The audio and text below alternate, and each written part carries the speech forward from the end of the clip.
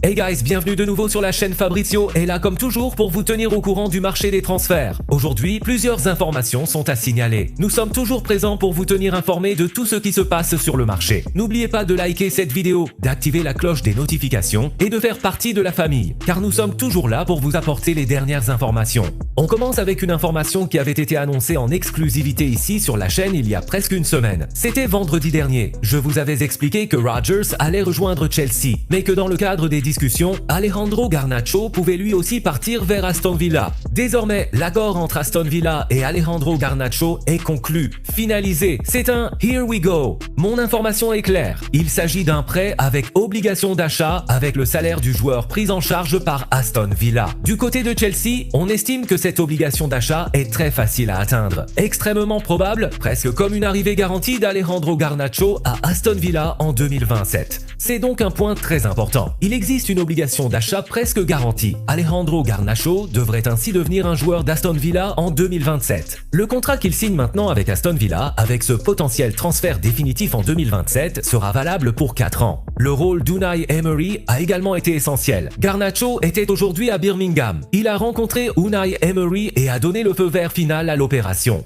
Mais selon mes informations, durant les 2 ou 3 derniers jours, Unai Emery a réalisé un travail incroyable. L'idée initiale d'Alejandro Garnacho n'était pas de refuser Aston Villa, mais plutôt de quitter l'Angleterre pour tenter une nouvelle expérience. Il pensait notamment à l'Italie ou à l'Espagne. Il était même en discussion avec la Roma. Mais ensuite, Unai Emery a changé la situation. Emery a parlé avec Garnacho, il voulait absolument le joueur et il pense qu'Alejandro Garnacho peut réaliser de grandes choses à Aston Villa. C'est donc ce qui a permis de faire avancer et de conclure l'accord. Alejandro Garnacho à Aston Villa, here we go. Les deux clubs restent également en contact au sujet de Nicolas Jackson, qui est une cible potentielle pour Aston Villa. Il faudra voir si Chelsea donnera ou non son feu vert. Je voulais aussi parler rapidement de Chelsea, car c'est vrai que, comme cela a été rapporté par les médias anglais ces dernières 24 à 48 heures, Alex Scott est un joueur que Chelsea a approché. Chelsea a essayé de comprendre la situation concernant Alex Scott, mais Bournemouth ne veut pas vendre le joueur. Pour le moment, les portes restent fermées. Chelsea a donc tenté sa chance pour Alex Scott et continue de chercher à réaliser une opération importante au milieu de terrain. Après Morgan Rogers, la prochaine grosse arrivée de Chelsea pourrait être un nouveau milieu de terrain. En dehors de la situation concernant le défenseur central, ainsi que des recherches effectuées sur plusieurs postes, le milieu de terrain est une position qu'il ne faut pas sous-estimer. Chelsea sera également actif dans ce secteur.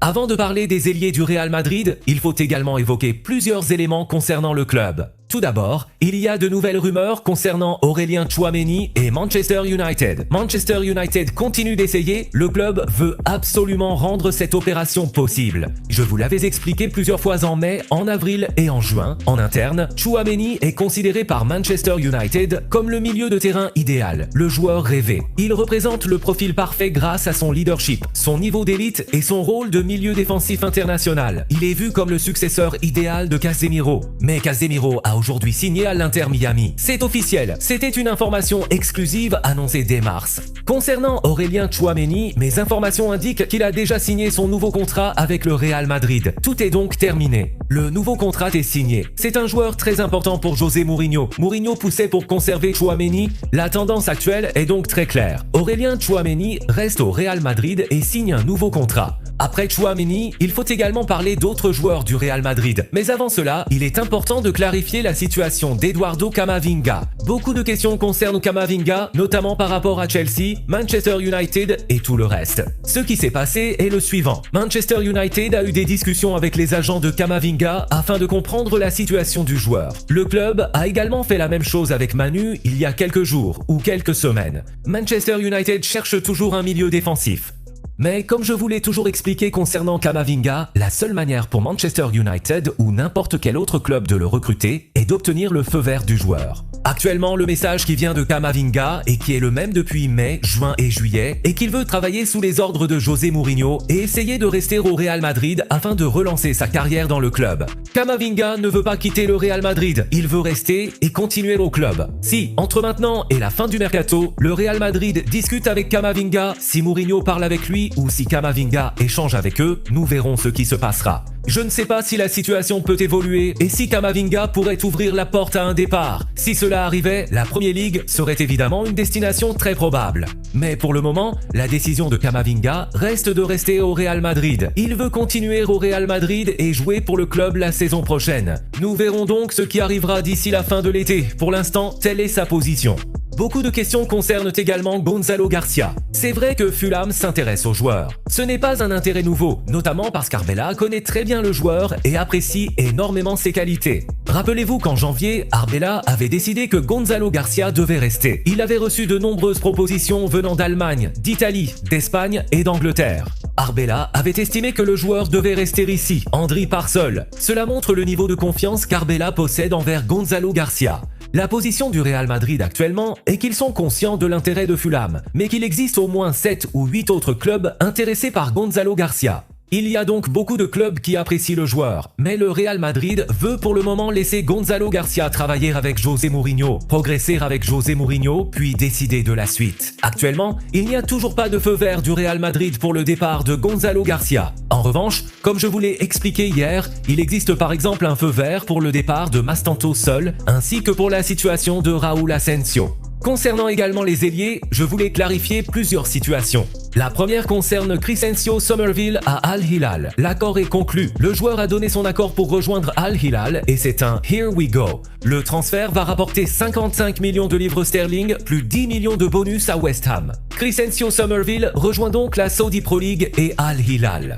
Il y a ensuite beaucoup de questions sur deux autres dossiers, Magnus Akliouche et Yandu Mendy avec Red Bull. Concernant Magnus Akliouche, je sais qu'il y a énormément de questions au sujet de Liverpool, mais pour le moment je maintiens mes informations. Akliouche est en discussion avec Paris. Il existe un accord sur les conditions personnelles et des négociations sont en cours entre Paris et Monaco. Les discussions continuent donc pour un transfert de Magnus Akliouche à Paris. Si une situation change, comme cela s'était produit par exemple avec Morgan Rogers qui devait rejoindre Arsenal avant de finalement aller à Chelsea, je vous tiendrai informé. Mais actuellement, le sentiment reste que Paris est en tête dans la course pour Magnus Akliouche. S'il y a un changement, je vous le dirai également concernant le Barça, car sur ce dossier, je maintiens ma position. Concernant Yandu Mendy, Paris et le club allemand sont conscients que plusieurs autres clubs tentent d'entrer dans le dossier. Je vous avais parlé la semaine dernière de l'appel d'Arsenal. Je vous avais également expliqué qu'il y avait un intérêt de plusieurs clubs qui cherchaient à comprendre si l'opération était terminée et s'il existait une possibilité de s'insérer dans le transfert. C'est pour cette raison que Paris et le club allemand connaissent la situation.